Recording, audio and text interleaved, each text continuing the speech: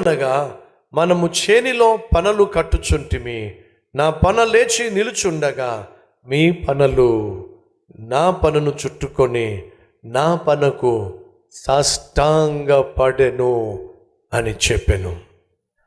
అందుకు వారు, నీవు నిశ్చయముగా మమ్మును ఏలదవా, మా మీద నీవు అధికారివి అగుదువా అని అతనితో చెప్పి అతని కలను బట్టి అతని మాటలను బట్టి మరింత పగబట్టిరి.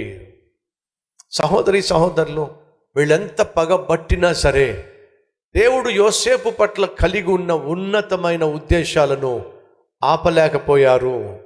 చివరికి వచ్చేసరికి యోసేపు దేశాన్ని పరిపాలించే స్థానాన్ని పొందుకున్నాడు.